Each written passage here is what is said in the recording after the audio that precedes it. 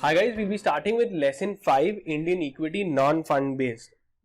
Now firstly these topics will be covered. One is bonus issue, that is when equity shares are issued free of cost. Okay, it is called as bonus issue. Second is sweat equity. Sweat equity is when we issue equity shares to employees in lieu of their service.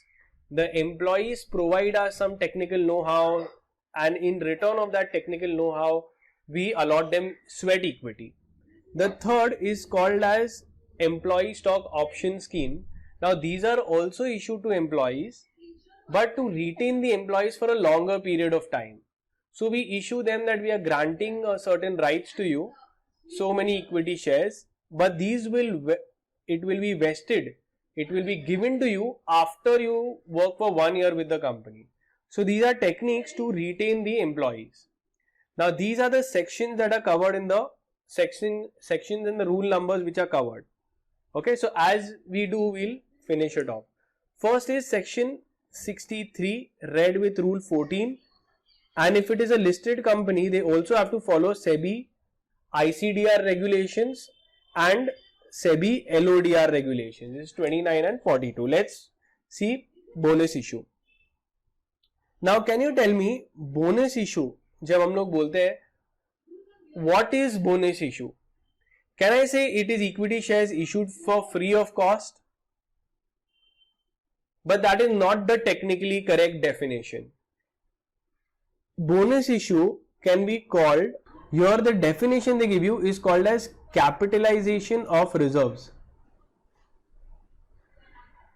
अब इसका क्या मतलब होता है capitalisation of reserves? क्या तुम bonus shares में क्या तुम कुछ भी कंपनी को पे करते हो? Answer is no, but someone so has paid for it. Who is that someone? तो कंपनी करती क्या है, रिजर्व्स को माइनस करती है, कंपनी के रिजर्व्स पे फॉर यू, एंड वो शेयर कैपिटल के अंदर ऐड हो जाता है. इसलिए हम लोग बोलते हैं it is capitalisation of reserves, whether reserves turn into capital, और तब जाके तुमको फ्री में शेयर्स मिलते हैं. ठीक है. अब Section 63 of Companies Act covers about bonus issue. Now Section 63 has 3 subsections. First of all they are saying कि ये जो पैसा है जो तुमको फ्री में मिल रहा है इक्विटी शेयर होल्डर्स को, but from where are you arranging the funds to paid for to the equity share holders and give anything for free? So firstly the bonus issue can be paid out of, as I told you, capitalization of reserves or security premium account. Whenever you receive premium on the shares, that amount goes in a separate account. That account can be used to pay off bonus issue or capital redemption reserve account. So these are the sources from which we can issue bonus shares. Next, what are the conditions to issue bonus shares is given in your next subsection. Section 63 subsection 2. सबसे पहले कोई भी act करोगे, it has to be authorized by the articles. Company has to pass a resolution. Company should not have defaulted in either paying of the interest amount or any of the employees' dues. All the shares have been fully paid up, then only they can issue. And subsection 3 is company cannot issue bonus shares in lieu of dividend. इसका मतलब क्या है कि अगर मैं promise तुमको कर रहा हूं कि मैं बोनस शेयर्स दूंगा, क्या ना, इसे अभी बोनस शेयर नहीं कुछ और आएगा, डिविडेंड आएगा, दोनों तुमको बेनिफिट ही है, but we cannot issue bonus shares in lieu of dividend. So if the company says that they are going to give you dividend, then they have to give you dividend only. If the company makes a resolution that they will pay you bonus shares, then they have to give you bonus shares. They cannot say कि ये benefit के बदले में कोई दूसरा benefit ले लो. ठीक है. नाउ कमिंग, अगर लिस्टेड कंपनी रहेगी, so as we have seen here we are seeing rule 14. So we finish 2 things. Section 63 उसके सब सेक्शंस 1 2 3 भी देखा, रूल 14 भी हो गया जिसमें ये सब रूल्स दिए थे. Now coming to your SEBI guidelines, SEBI ICDR regulations 2009, उसका रेगुलेशन 18. अब इसमें क्या बोल रहे हैं, chapter 11 of SEBI ICDR regulations. Firstly bonus shares issue करना है बाय अ लिस्टेड कंपनी, तो मोर और less the conditions are the same. it will be subject to the Companies Act. They have to follow the articles. They should not have defaulted in payments to the principal amount, not defaulted in the employees. They should not, the outstanding paid up capital should be made fully paid. Notice करोगे verbatim same है. The rights of FCD and PCD should not be affected. Fully convertible debentures and partly convertible debentures should not be diluted. मतलब क्या, तुम मुझे बताओ, तुम्हारे पास में stake है कंपनी का, अब मैं नए नए शेयर्स इशू कर रहा हूं तो तुम्हारा स्टेक अपने आप डाइल्यूट होगा कि नहीं? Let's say you are a share holder, you are a creditor, you had a fully convertible debentures और पार्टली कन्वर्टेबल डिबेंचर्स, तो ये कन्वर्ट हो सकते थे. अब अगर कन्वर्ट होते तो तुमको 10% स्टेक मिलता, बट अभी कंपनी ने ऑलरेडी शेयर्स ज्यादा इशू किए हैं तो तुमको भी प्रोपोर्शनेटली ज्यादा स्टेक मिलना चाहिए ताकि तुम्हारा वैल्यू सेम हो. Because you cannot, the rights और the interest of the fully convertible debentures and partly convertible debentures should not be diluted. तो जितना स्टेक पहले उतना स्टेक बाद में. ऐसा नहीं कि तुम किसी एक क्लास को बेनिफिट दे रहे हो तो दूसरे क्लास का कम हो जाए. अब bonus share should be given out of free reserves or security premium account or capital redemption reserve, as we have seen. These are the sources. Section 63 subsection 1 में भी दिया था. It should not be paid in lieu of dividend. ये section 63 subsection 3 के अंदर दिया था. Implementation of proposal within 15 days. अगर अभी resolution पास किया हम लोग ने तो कितने टाइम के अंदर ये हो जाना चाहिए? Within 15 days. They shall implement the bonus shares within 15 days of getting approval from the BOD. Now coming procedure, very simple procedural aspect bonus issue का. आज अगर तुम्हारी कंपनी को बोनस शेयर इशू करने, क्या प्रोसीजर है? सबसे पहले तुमको आर्टिकल्स में देखना पड़ेगा कि ऑथराइज कर रहे हैं या नहीं. सेकंड, तुमको जाके बोर्ड रेजोल्यूशन लेना, तुम्हें कंडीशंस फुलफिल करने पड़ेंगे कि whether you are eligible to give bonus shares और नो. तो वो सारे प्रोविजन लिखोगे. Not defaulted, converted into fully paid. Okay, none of the directors are a fugitive offenders. It should be given out of, free reserves. कहाँ से दे सकते हो? Rights or the interest of the PCD and FCD should not be diluted. Next, they are saying you will inform the stock exchange. अब आता है board meeting. Board meeting लाके resolution pass करोगे, फिर तुम शेयर होल्डर्स की meeting कराओगे. Okay, once given it cannot be withdrawn. If you want to give it to non-residents, you have to take RBI approval. Okay, pass the necessary resolution. Hold a board meeting. अब जब bonus shares issue करोगे तब तुमको PS3 भी file करना पड़ेगा. Very important form. It's a return for allotment. Whenever you issue any kind of securities, you have to file PS3. Okay. Allotment is made within 15 days. On the date on which the board of directors has approved the bonus issue, and you'll have to file. Now coming to this SEBI regulation, तो ये अपना next भी हो गया regulation 18 of ICDR. Next we are seeing LODR के अंदर. LODR अगर तुम पढ़ोगे तो तुमको पता चलेगा just a disclosure requirement. Listing agreement is an agreement between the company and the stock exchange. Regulation 29 क्या बोलता है और 42 कि जब भी तुम प्रपोजल रखने वाले हो to issue bonus shares, that time you have to inform the BOD. BOD has to inform the stock exchange prior to having that we are going prior to the listed company shall give prior intimation to stock exchange about the meetings of the board in which the proposal is going to be considered for bonus shares. तो it's a disclosure कि भाई ये meeting के अंदर हम लोग bonus shares issue करने वाले हैं. Next is 42. जब भी बोनस शेयर्स दोगे तो किसको दोगे तुम? शेयर्स तो कंटिन्यूसली फ्लक्चुएट होते रहते हैं. आज मैंने बेचा, कल उसको बेचा, तो एक रिकॉर्ड डेट डिक्लेयर होता है. तो रिकॉर्ड डेट भी इंटीमेट करना पड़ेगा स्टॉक एक्सचेंज को. Okay, then we are done with the first part, that is your bonus issue. तो एक we can say we finish 1/3 of the chapter.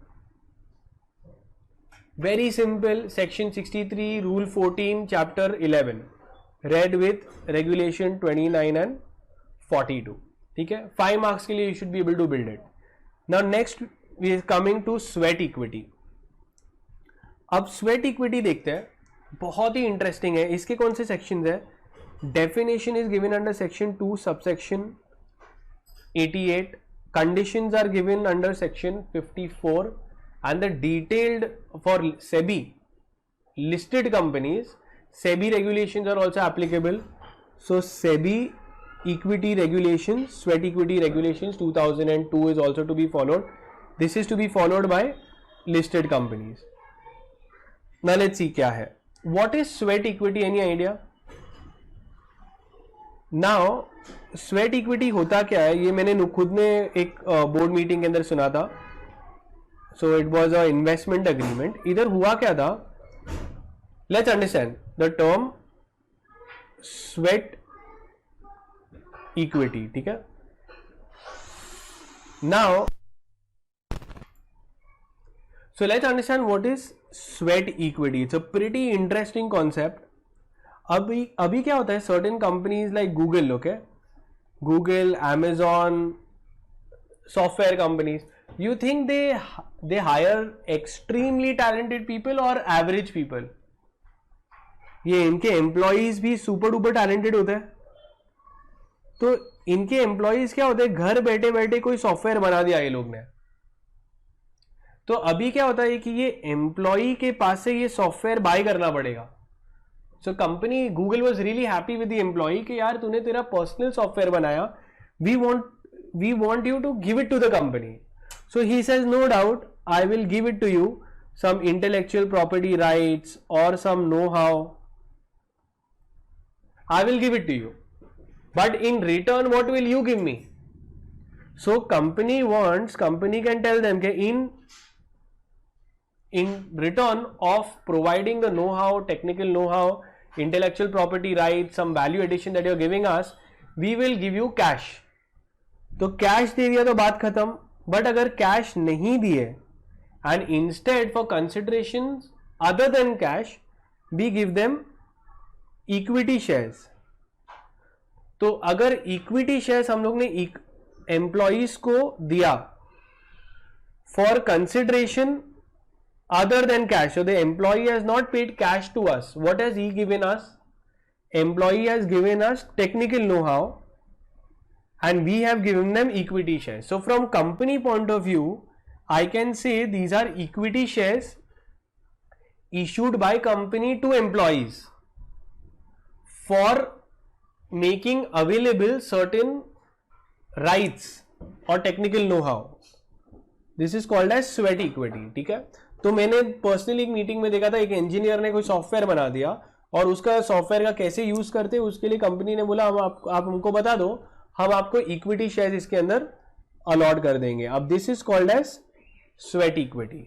Now the definition is given under section 2 subsection 88. इसके conditions, कौन सा resolution pass करना है, all of those is given under section 54. And अगर listed company रहेगी तो सेबी के भी रेगुलेशंस फॉलो करने पड़ेंगे. पहले देख लेते हैं हम लोग. So section 2 subsection 88 says these are equity shares issued by company to any of its directors or employees. अब क्या एम्प्लॉइज कैश दे रहे क्या? No, the employees are giving consideration. They are employees. I am issuing equity shares.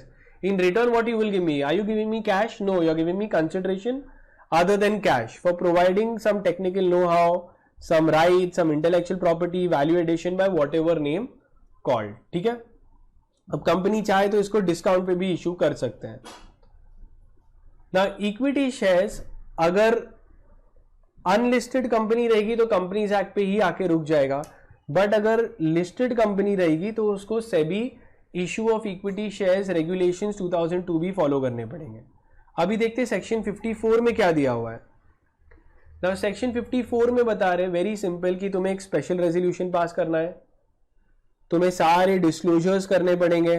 You have to specify कि किसको दे रहे, क्या price पे दे रहे, ये एम्प्लॉय कौन है, ये सब चीज का बोर्ड रिपोर्ट में अटैच करके बताना पड़ेगा. वो रेजोल्यूशन में सब कुछ डिटेल्स आ जाएंगे. नेक्स्ट, अगर लिस्टेड कंपनी रहेगी, so in addition to companies act you also have to follow the SEBI guidelines, ठीक है। तो now whether issue of sweat equity can be a form of preferential issue, answer is no, because preferential issue and sweat equity operate in two different spheres and have two different regulations altogether, ठीक है। तो अगर sweat equity है तो तुम preferential issue नहीं है, और preferential issue है तो sweat equity नहीं है, दोनों में से कोई एक ही हो सकता है क्योंकि तुमको compliances follow करने पड़ेंगे।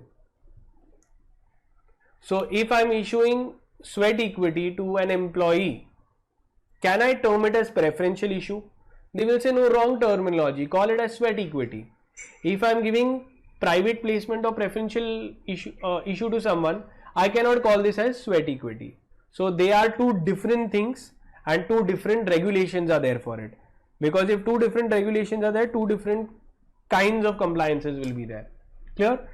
Listed company के लिए तुम्हें SEBI issue of sweat equity regulations 2002 करना पड़ेगा। अब ये किसके ऊपर अप्लाई होगा?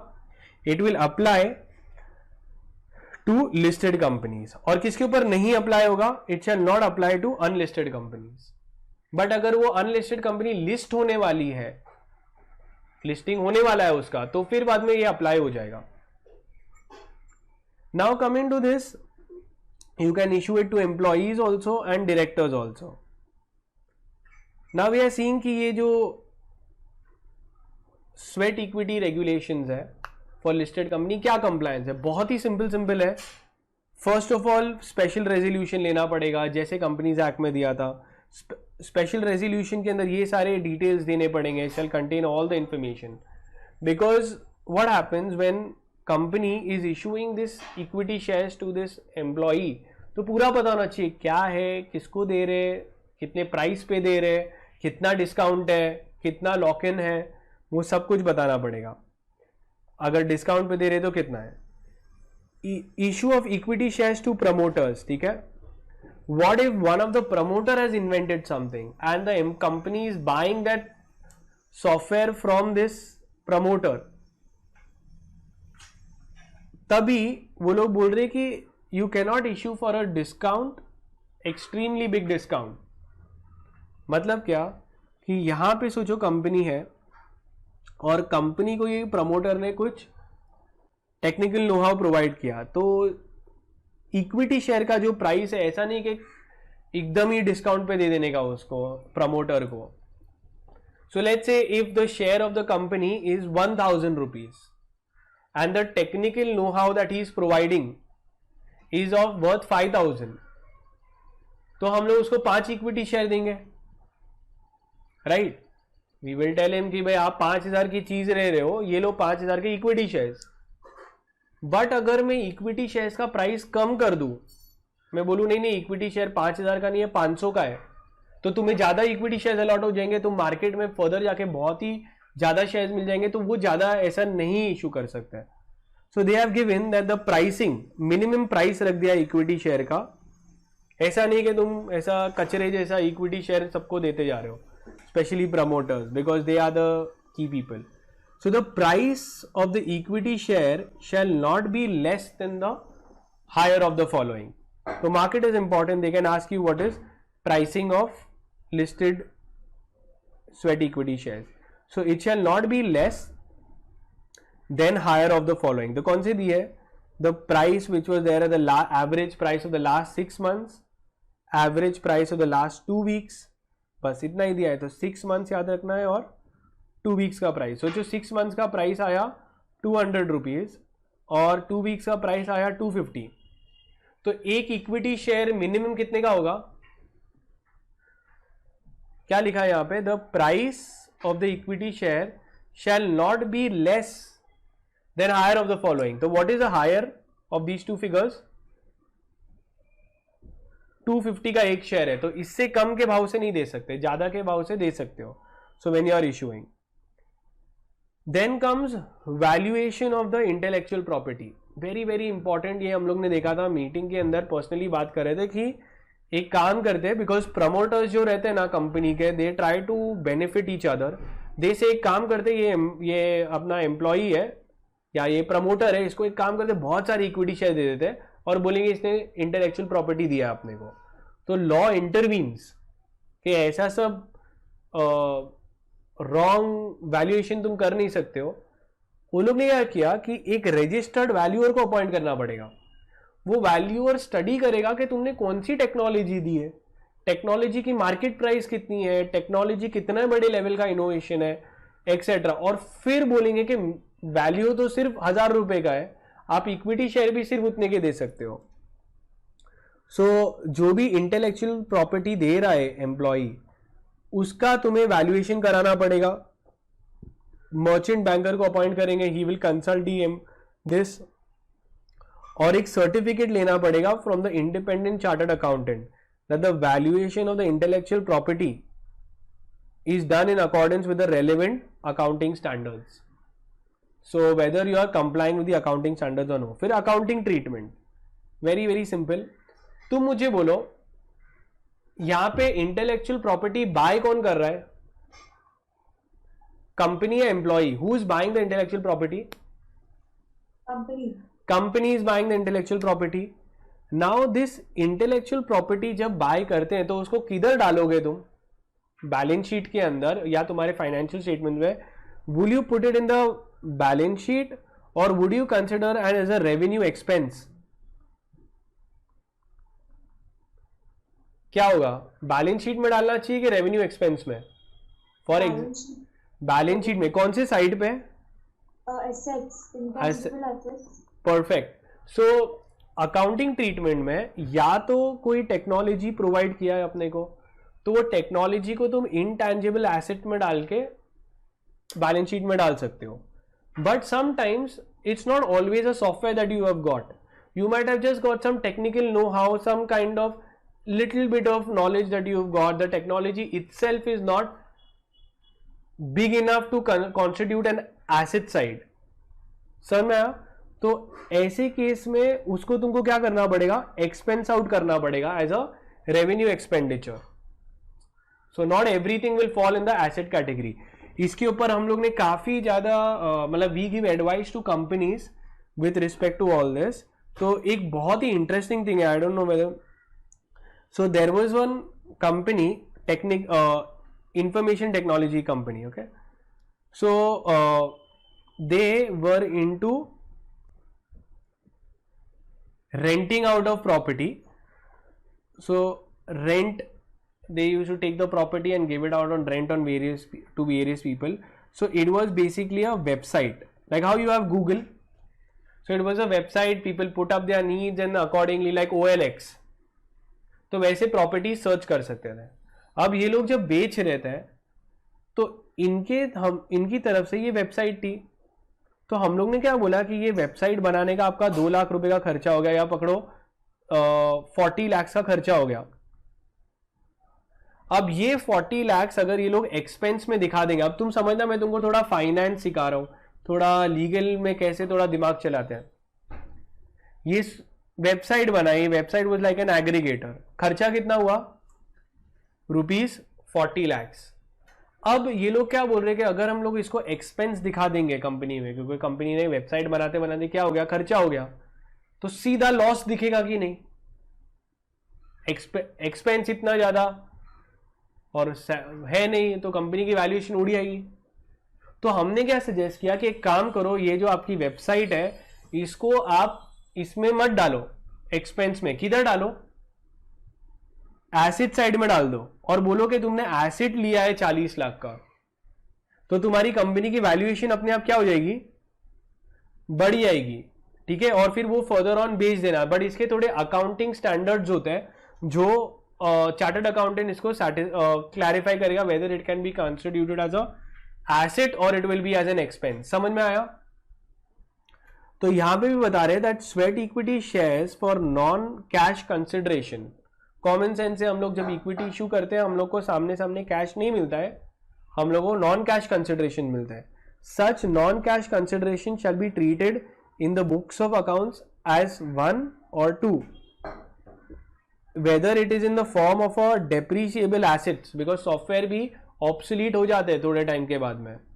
It shall be carried into the balance sheet or if it is not applicable in the clause above, then it shall be expensed as per the relevant accounting standards. From the company's point of view, which is better, to put it in balance sheet or expense?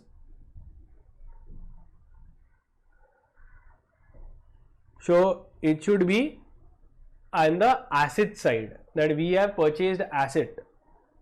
Clear? Next, अब जो भी रहेगा, जो placing of the auditor certificate before the annual general meeting, तो जो auditor है ही उसकी that will be placed in the general meeting, his certificate, what all he had to say.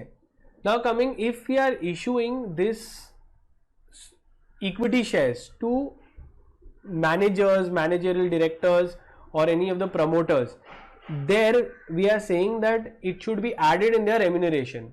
Let's see. So amount of sweat equity issued shall be treated as a part of managerial remuneration. तो कैसे managerial remuneration का cap दिया रहता है कि हर एक company के अंदर maximum you can earn this much. Now issue of this sweat equity should be considered as a managerial remuneration, that amount will be counted there, तो उसका कैप टच हो जाएगा. If the following conditions are fulfilled, if the equity shares are issued to any of the managers and managing directors, it should be added. And when they are issued for non cash consideration which do not form a part of the assets, तो asset नहीं provide कर रहा है और ऊपर से director को दिया जा रहा है, तो हम लोग बोलेंगे कि आपको कंपनी ने रेम्यूनरेशन दिया है, वैसा ही समझ लो. ठीक है. Then comes locked in. ये कितने टाइम के लिए लॉक इन पीरियड हो जाएगा? ये for a period of 3 years. Okay. Then comes listing. अभी लिस्टेड कंपनी है तो कॉमन सेंस है, ये भी जो इक्विटी शेयर्स इशू किए हैं, it can be listed on the stock exchange as well. So these equity shares will be in par with all the other equity shares in all other aspects. Now applicability of takeover code. So if an employee gets a certain amount of equity shares which touches the thresholds given for open offer, then takeover code will apply. Like for example, the threshold was given 25%. तो अगर किसी को तुम equity shares 25% जितना दे रहे हो, तो takeover code apply हो जाएगा. Procedure for issue of sweat equity, again सबसे पहले have to see articles allow, board meeting करनी पड़ेगी, you will have to inform the stock exchange, you will have to pass a special resolution, then you have to see that is locked in for 3 years, to allot the shares within 15 days and pass PES3. PES3 is for allotment of any kind of security. PES3 has to be filed. Get an auditor's certificate. Then in case of listed companies, sweat equity shall be locked in for a period of 3 years. Clear it now? This is it. So we finished bonus shares, that was 1/3 of the chapter. Second, we finished sweat equity also, that's again 1/3, and now just the last part that is left, that is your employee stock option schemes. Clear it now? So hi guys, so the next part, which is again very important, that is your employee stock options. Now this concept, though people understand, but they generally understand it improperly or have a lack of understanding about this. Okay, so let's understand employee stock options. First of all, the section under company law that is covering it is section 62(1)(b). These employee stock options are issued to employees after passing of special resolution. अब इसके अंदर कौन से special, this is your section 62(1)(b) red with rule 12. Employees ये सब हो सकते हैं, परमानेंट एम्प्लॉइज को दे सकते हो जो तुम्हारे फुल टाइम पेरोल पे है, डायरेक्टर्स को भी इशू कर सकते हो but not independent directors, and employees of subsidiary को भी इशू कर सकते हो तुम. ठीक है, these employee stock options, but it does not include promoters को नहीं इशू कर सकते हो, or any director who holds more than 10% stake in the company. तो ये दोनों को तुम employee stock options नहीं कर सकते हो, और ये सब लोगों को तुम employee stock options कर सकते हो, ठीक है. Now coming to the topic, what do mean by employee stock options.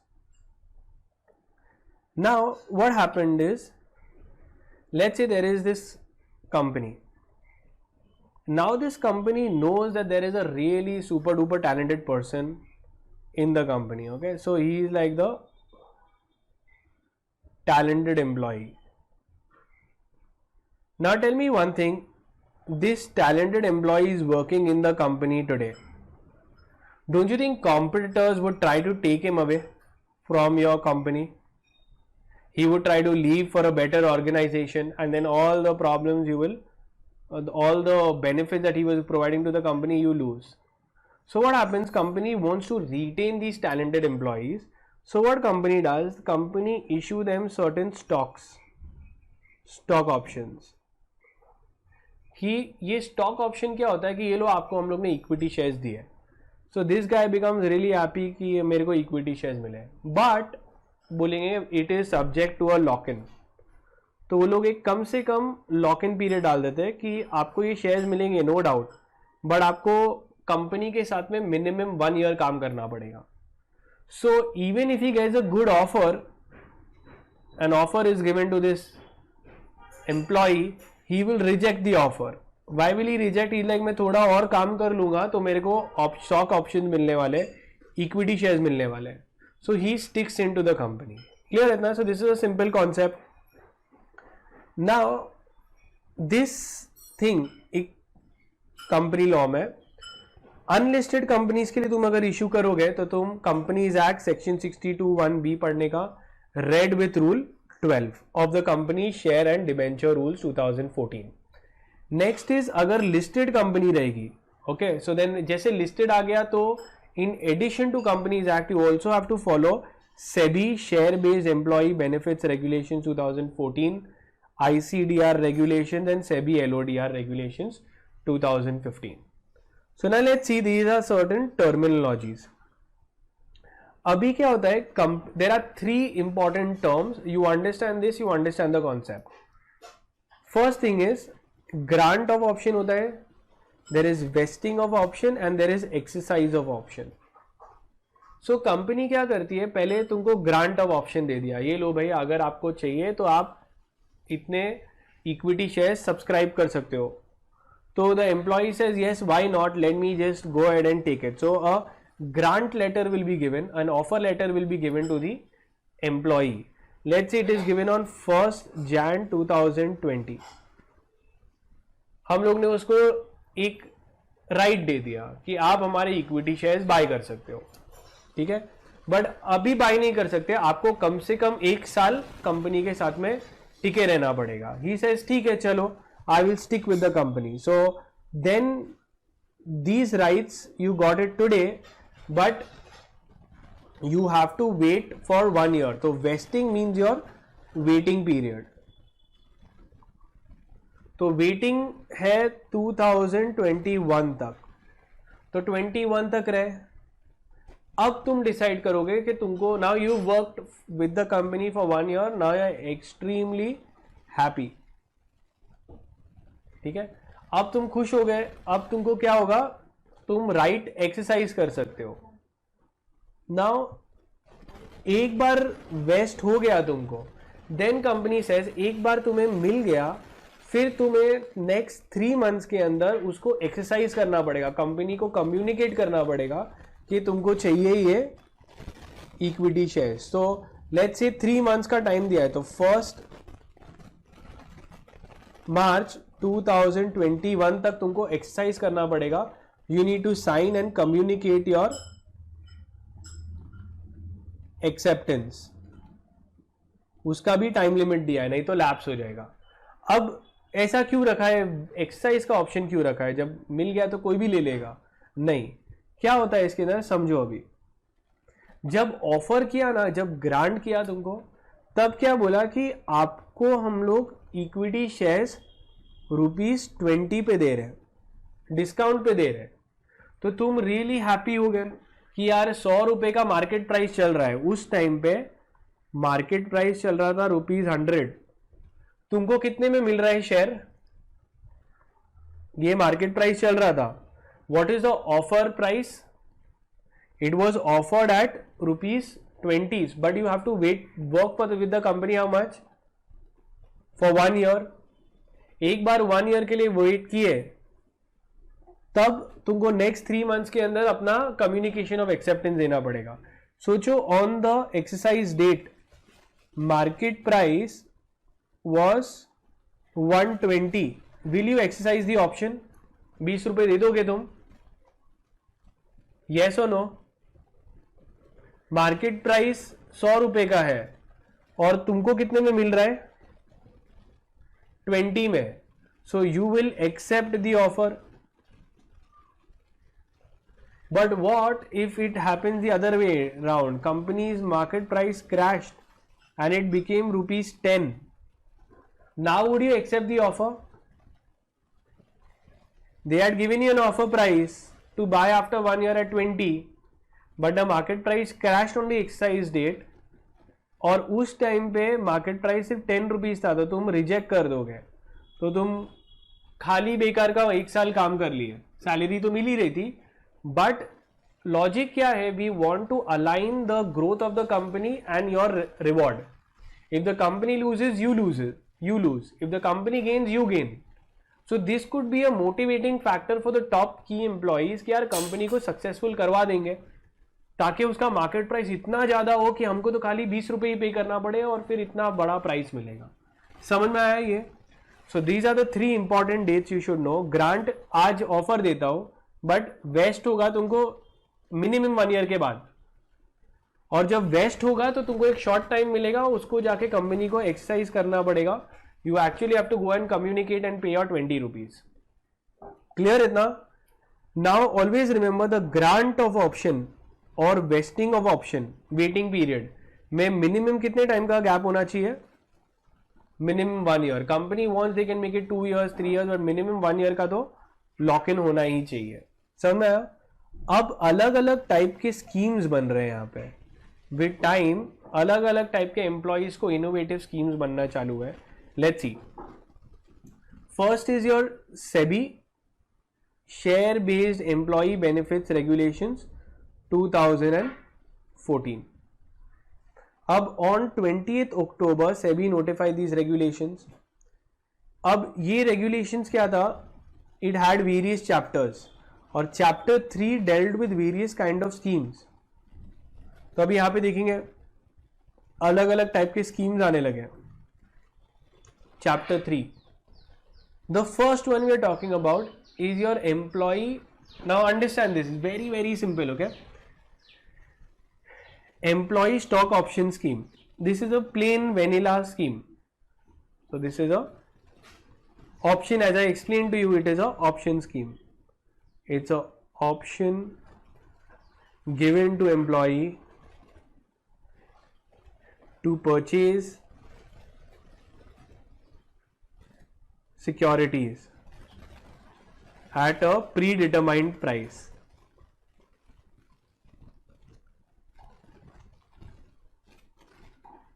समझ में आया? सिंपल सी बात है. इन फ्यूचर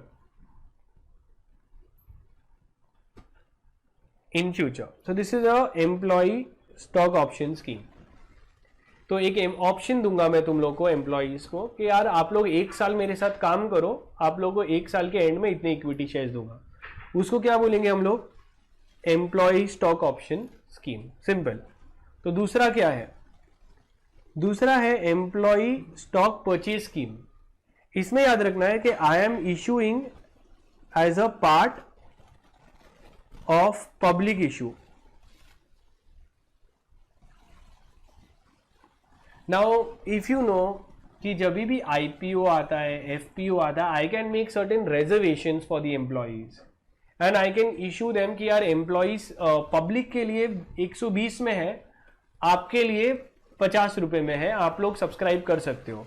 तो यहाँ पे क्या होता है? एक पब्लिक इशू होती है. पब्लिक इशू में इतने सारे इक्विटी शेयर्स इशू कर रहे हैं, उसमें से मैं तुम्हारे लिए एक रिजर्वेशन करके रख दूंगा कि ये जो पार्ट है ये हमारे एम्प्लॉइज के लिए रिजर्व्ड है. This is your employee stock purchase scheme. It is given as a part of public issue. The next comes as stock appreciation right scheme. अभी SAR जो है, SAR, employee stock appreciation right scheme, that is a newer concept that's come in and it's pretty interesting. Let's see what it is. अब हम लोग क्या बोल रहे हैं, समझते SAR क्या है. Naukri.com, Mindtree and Kotak have issued this kind of schemes. क्या है ये स्कीम समझते हैं. एम्प्लॉइज को हम लोग बेनिफिट दे रहे हैं. फ्रॉम द नेम इटसेल्फ क्या लग रहा है, स्टॉक अप्रिसिएशन, मतलब जैसे प्राइस, शेयर प्राइस इंक्रीज होगा वो इंक्रीज आपको दे देंगे. So SAR gets the employee gets the benefit in the form of इधर कैश देंगे वो बेनिफिट, और in the form of equity. Cash SAR भी हो सकता है या इक्विटी SAR भी हो सकता है. That is the difference between the grant date and the exercise date. क्या है ये समझते हैं. अब ग्रांट डे पे प्राइस था 10 रुपए. मैं एम्प्लॉय को बोल रहा हूं पूरा जान लगा दो आप कंपनी में, प्राइस बढ़ना चाहिए, जितना बढ़ेगा ना उतना आपको हम लोग कैश में दे देंगे या इक्विटी शेयर उतने अमाउंट का दे देंगे. तो बंदा मेहनत करता है, 10 रुपए की चीज थी, उसके मेहनत से 1 साल के बाद में एक्सरसाइज डेट पे जब वेस्ट हुआ था उसको, तब मार्केट प्राइस कितना हो गया, 100. सो टेल मी कितना अप्रिसिएशन हुआ शेयर प्राइस का. अप्रिसिएशन हो गया 90 का. तो हम लोग वो 90 रुपीज या तो आपको कैश में दे सकते पर शेयर, या हम लोग उतने अमाउंट के आपको इक्विटी शेयर्स इशू कर देंगे. So what am I trying to tell the employee, that you work for the market price to go high. जितना हाई जाएगा ना उतना तुमको मैं रिवॉर्ड करूंगा. So employees become really happy. They try to boost up the market price. Clear है ना? So this is your employees appreciation right. इसके अंदर I tell that the difference between market price as on the option date and or as on the vesting date, दोनों के बीच में आपको it will be paid to you. Paid in the form of equity or paid in the form of cash. So I have noticed that companies nowadays are liking this concept much more, stock appreciation rights, and they say that as our stock appreciates, that much benefit we will give you. Then comes your general benefit schemes. अब ये general benefit क्या हो गया, health, कभी sickness हो गया किसी का, कभी कोई accident हो गया, okay? Some other kind of general benefits are there,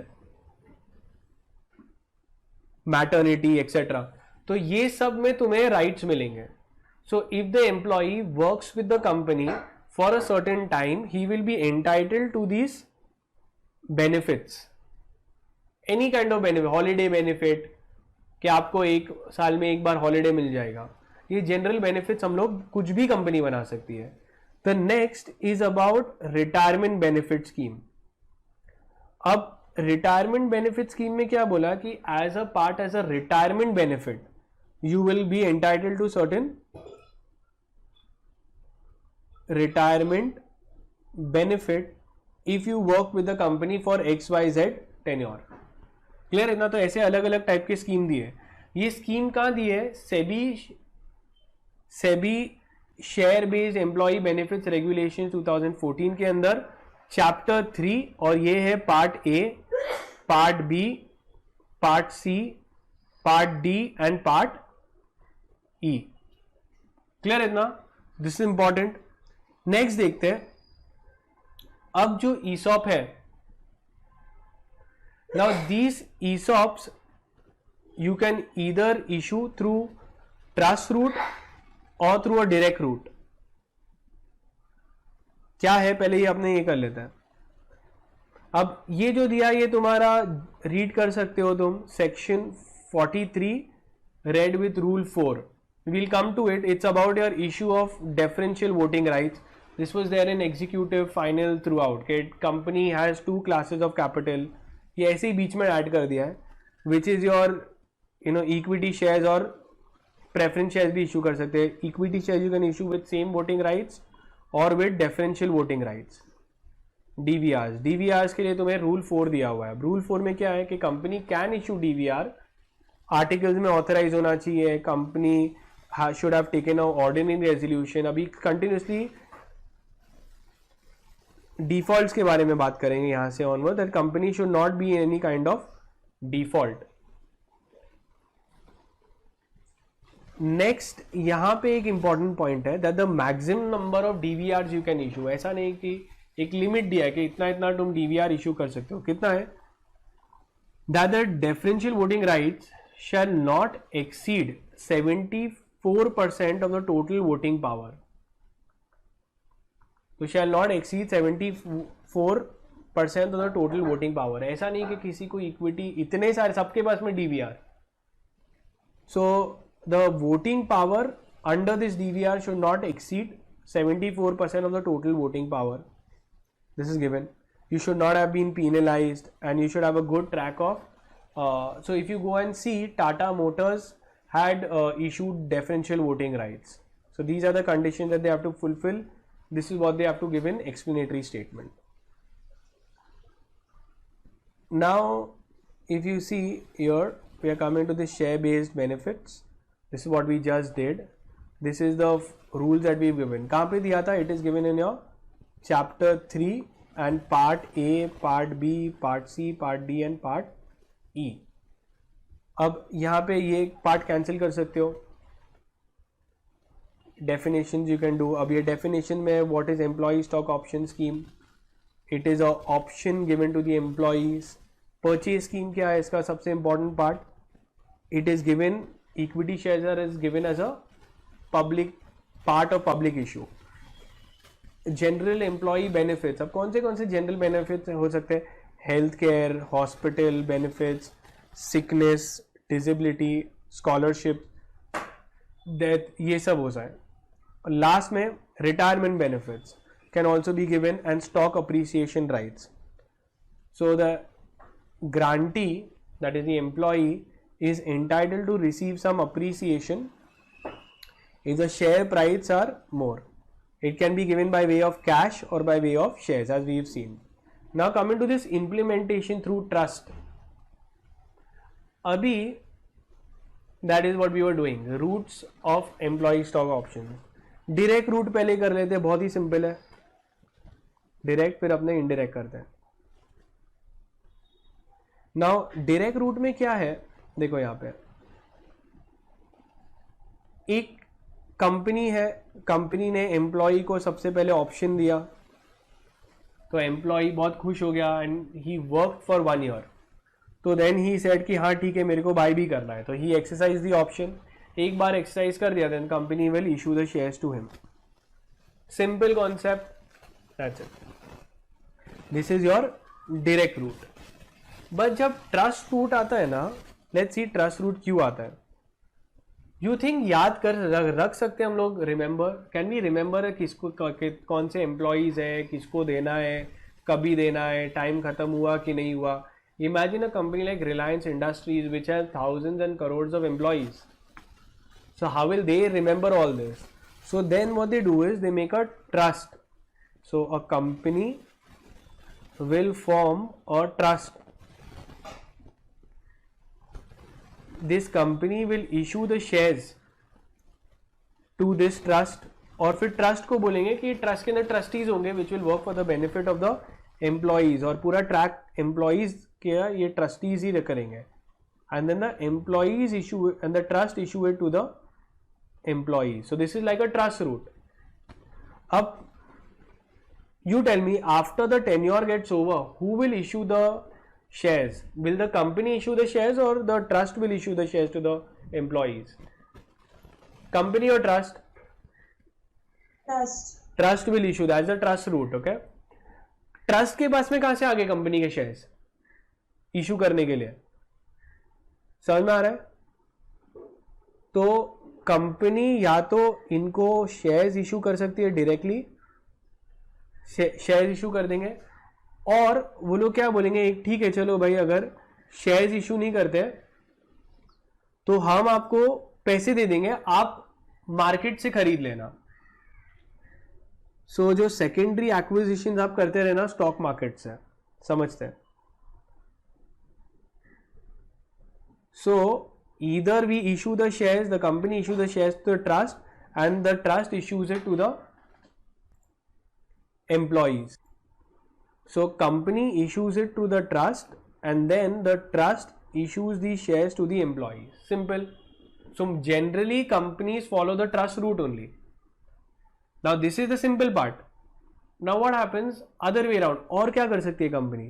company shares के थ्रू नहीं इशू कर रहे हैं, वो लोग क्या कर रहे हैं, कंपनी पैसे दे देती है इनको, ये लो भाई जाओ आप मार्केट से खरीद लेना, हमको नए शेयर्स इशू नहीं करना है, we don't want to issue fresh shares. So यहाँ पे स्टॉक मार्केट रहेगा, स्टॉक मार्केट में ट्रेडिंग होती होगी, कितने सारे लोग सेल करते होंगे, तो जब लोग सेल करेंगे तो ये स्टॉक मार्केट के पास से ये लोग बाय कर लेते होंगे शेयर्स, बाय, और ये स्टॉक एक्सचेंज इनको शेयर्स दे देता होगा जो वो वहां से फिर शेयर्स फॉरवर्ड कर देते होंगे. समझ में आया? So they trust can either go, the company can issue new shares, but if company does not want to increase its share capital then they will tell कि एक काम करो सेकेंडरी एक्विजिशन कर लो, हमको प्राइमरी इशू नहीं करना है, आप सेकेंडरी मार्केट से खरीद लो, मार्केट में कितने लोग बेचते होंगे, आप खरीदते खरीदते कर लेना. तो ट्रस्ट बोलेगा हम कैसे करें, तो बोले आप ब्रोकर्स के साथ में अग्रीमेंट्स कर लो. This is called as the trust route. Now they have given you a few conditions for the trust route. Let's see implementation through the trust. Now you can take it, first of all it will be a irrevocable trust, then many schemes can be done through a single trust only. तो सब पांचों पांच scheme कर सकते हो एक ही trust के through, वो पूरा संभाल लेगा. नेक्स्ट इज एक ट्रस्ट के साथ में ट्रस्ट डीड बनाना पड़ेगा. Then a person shall not be appointed as a trustee if he is a director of the company or holds at least 10% or more of the paid up capital of the company. Obviously trustee hoga to he has to be unrelated. The next, the trustees cannot enter into any agreement which so as to avoid any misuse of the voting rights or something. So the trustees cannot enter into an agreement कि यार चलेगा हम लोग misuse भी कर देंगे, कोई misuse भी करेगा तो वो माफ कर देंगे, तो वैसा ट्रस्टीज नहीं कर सकते. Next is they have to take appropriate approval from the share holders to take undertake secondary acquisitions. The next is it should not deal into derivatives, trading के लिए नहीं बन सकती है कंपनीज. फिर very important the 8th point, the company may lend money to the trust on appropriate terms and conditions to acquire shares either through new issue or through secondary acquisition. Secondary acquisition shall not exceed 2% of the paid up equity capital of the company. Next is the total number of secondary acquisition shall not exceed as specified. अगर तुम scheme A, B या C कर रहे हो part 3 तो maximum amount of secondary acquisition you can do is 5%. If it is the other kind 5 D, E, N का तुम कर रहे हो स्कीम तो maximum you can do secondary acquisition of 2%. वो देखा था हम लोग ने, बोला था स्कीम्स को डिवाइड किया था ABCDE में, तो ABC डील्स विथ 5% जितना एक्विजिशन कर सकते हो एंड इसमें तुम सेकेंड 2%. सारे स्कीम्स का एग्रीगेट करके करोगे तो तुम 5% से ज़्यादा सेकेंडरी एक्विजिशंस नहीं कर सकते हो. इसका मतलब क्या है, कंपनी ने ट्रस्ट को बोला कि आप सेकेंडरी मार्केट से खरीद लेना. आप सेकेंडरी मार्केट से 70-80% खरीद सकते क्या ये लोग? बोलेंगे नहीं नहीं इतना थोड़ी तुम बाय कर सकते हो, मैक्सिमम अपर कैप कितना है 5%. ओके. देन कम्स, अगर कोई अन इन्वेंट्री है ऑफ शेयर्स और किसी ने भी लिया नहीं, सोचो एम्प्लॉय ने एक्सरसाइज नहीं किया और ये ट्रस्ट लेके बैठ गए शेयर्स, तो वो लोग फिर उसको सेल ऑफ कर सकते हैं. Which are not granted acquired by secondary acquisition shall be apportioned within a period of not exceeding beyond the end of the financial year. मतलब उनको फटाफट डिस्पोज ऑफ कर देना चाहिए. So these are some of the points you can go through. the trust shall be required to hold the shares for a minimum period of 6 months except where they are required to be transferred. The trust shall be permitted to make off-market transfers only on the following condition: to transfer to the employees or someone who is participating in open offer. मतलब जो trust के पास में shares है, inventory of shares पड़ा हुआ है, तो वो लोग एम्प्लॉइज को, उनके एलिजिबल एम्प्लॉइज को दे सकते हैं. Next is 15th, the trust shall not become a mechanism of trading. Trading के लिए थोड़ी ट्रस्ट बनाया है, ओके, और उन लोग ने कंडीशन दिए हुए हैं. They can participate in buyback and all this, you can read. They have to make all the disclosures. Now coming to eligibility, we saw who all are eligible. Then comes now the headings you can do. Let's take a idea that the employee जो यहाँ पे था, employee के साथ में सोचो यहाँ पे grant of option था और यहाँ पे वेस्टिंग ऑफ ऑप्शन था. If he works for 1 year he will get, let's say 1 year का लॉक इन था, 1 year के लिए काम करेगा वो, तो उसको वो शेयर्स मिल जाएंगे. तो बेचारा मेहनत कर रहा है, जस्ट बिफोर द वेस्टिंग सोचो वो मर गया या उसको निकाल दिए या रिजाइन कर दिया, तो क्या उसको शेयर्स मिलेंगे? यहाँ पे सोचो ऐसा सिनेरियो हो गया बेचारे के साथ में, डेथ, डिसेबलमेंट, और क्या हो सकता है, retirement, resignation, removal, casual vacancy होगी उसकी ऑफिस के. Do you think we should give that employee the shares? So what if grant किया एंड वेरी नेक्स्ट डे ही dies, resigns, removal, so then obviously there has to be something more detailed given on the terms and conditions of the scheme. So there is a compensation committee made. Compensation committee, marked as super duper important. Compensation committee administers these schemes. It supervises the schemes, makes the detailed terms and conditions. So every time ESOP is done, they generally make a special committee to formulate who will be those employees, who will get it, what will be the terms and conditions, what will be in case of adverse conditions, and so on. So compensation committee will be made. You need to pass a shareholders consent. Whenever you vary the terms, it can only be for the benefit and not disadvantageous amendments. Okay. अगर कभी लग रहा है कि तुम reprice भी कर सकते हो शेयर्स ऑप्शंस का, अगर पता चला कि बहुत ही कम, वो टाइम एंडिंग में बहुत ही कम प्राइस हो गया, and the employee was really sad that he worked really hard but the share price fell, so company wants they can reprice it also. Winding up of the scheme, जब खत्म हो गया या सेबी का अप्रूवल आ गया, तो you can wind it up. अगर एक एम्प्लॉई का एंटाइटलमेंट है, can he transfer it to anyone else? Ram को दिया, वो बोल सकता है एक काम करो, ये जो मेरे राइट है शाम को दे दो. The answer is no, obviously, because it's given to a specific benefit given. ये सारे शेयर जो हैं वो लिस्ट हो जाएंगे, should be listed immediately. Next is it can be implemented by unlisted companies also. अब ये सेबी में अनलिस्टेड कंपनीज की बात कैसी हो गई?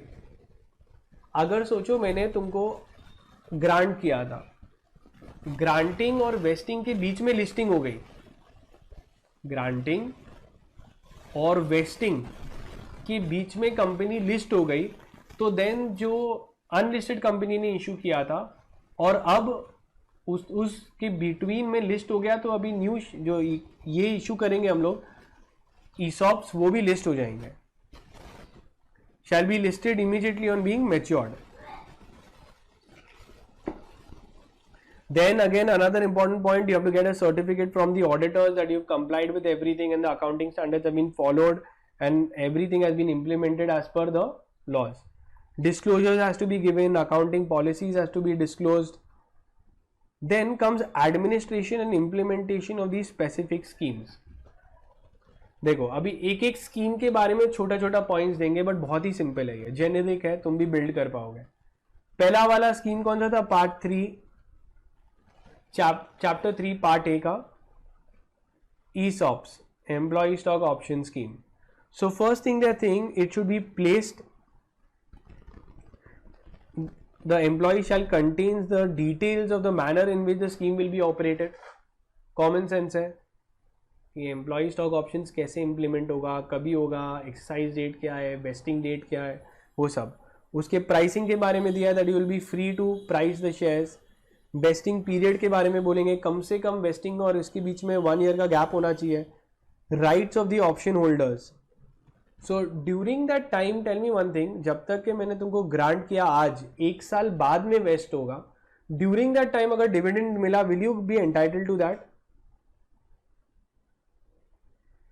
So they will not have a right to participate in the dividend. Consequences of failure: if the employee did not opt for the option, then it will be forfeited, or if the company wants, they can even refund it to the employee.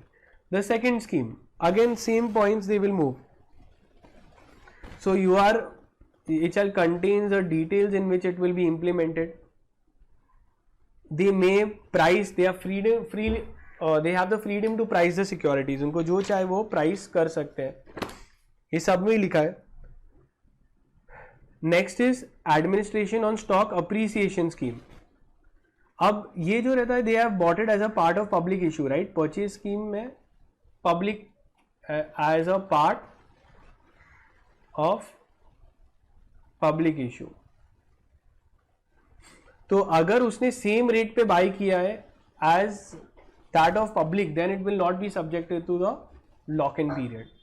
Next is administration and implementation of the stock appreciation rights. वापस the scheme shall tell the details in which it will be implemented and monitored. It can be settled either cash or equity, और equity में भी कर रहा हूँ मैं, तो जो fractional हो गया उसको हम लोग कैश में सेटल कर सकते हैं. वेस्टिंग में मिनिमम 1 ईयर का वेस्टिंग, और उसको वो राइट्स मिलेगा, that is his rights. Shall not have a right to receive dividend during that lock in period. The general benefits can also be given, and even they are saying the retirement benefits will be given. The detail scheme and the way it will be implemented will be told. The next is the general part. Directions by SEBI and action in case of default. If any of the violations is there, SEBI will initiate action. LODR के अंदर में भी क्या बोल रहे हैं? Regulation 17 which talks about the role of board of directors.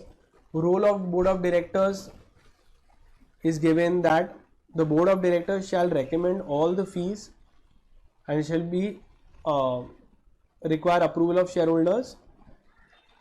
Here also the maximum number of stock options that may be granted in a particular year will be specified by the board.